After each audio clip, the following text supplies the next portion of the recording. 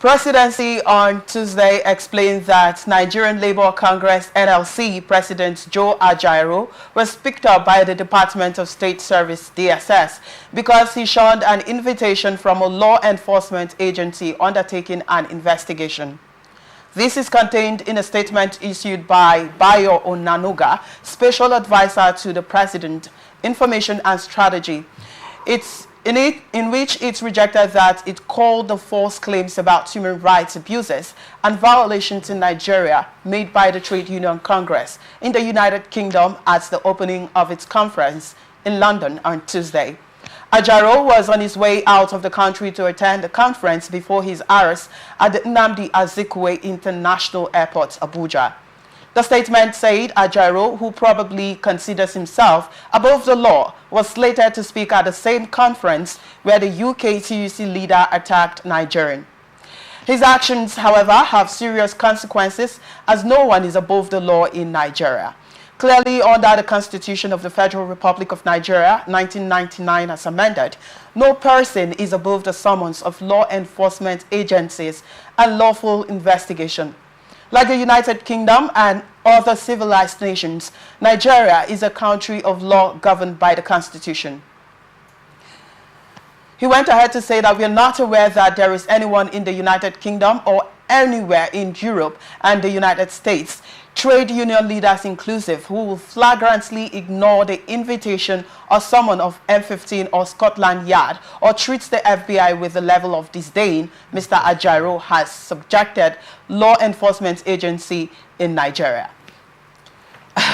Let's look at Mr. Ajaero's story now. This is coming after he was released on Monday night, late Monday night. And now he's been arrested the second time. Well, he's been invited, rather, and he refused to honor the invitation. Let's see, what do you make of this story? Going to Ajaero's story is a whole lot. But I want to take it bit by bit so that I'm looking at the flawed issue that we have.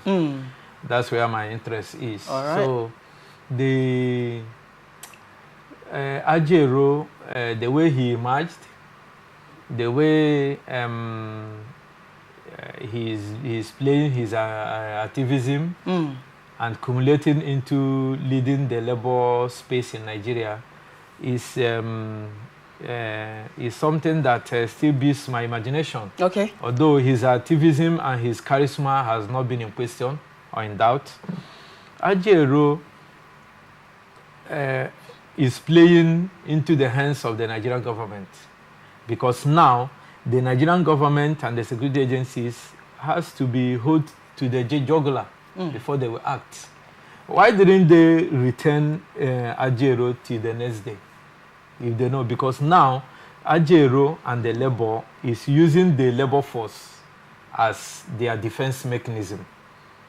They are now using them because if you get to Ajaero, the labor will say that we give you so time. If he's not released, we shut down the economy. How did we get here? That's the question.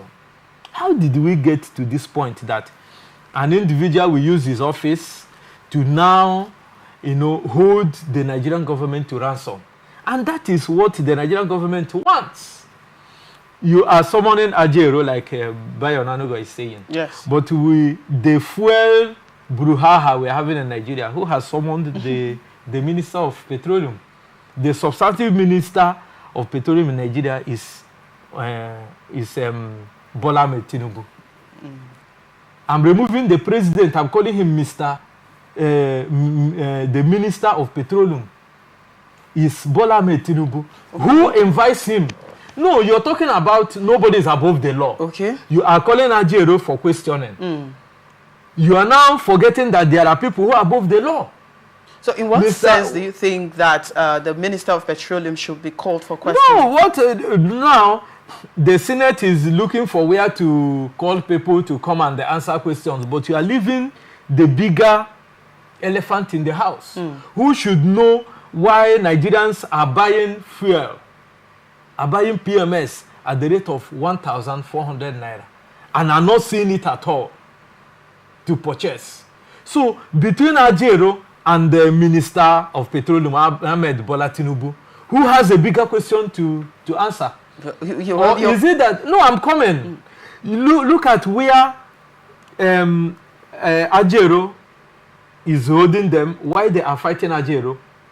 I don't want to play an ethnic card. Is it because Ajaero is coming from the southeast?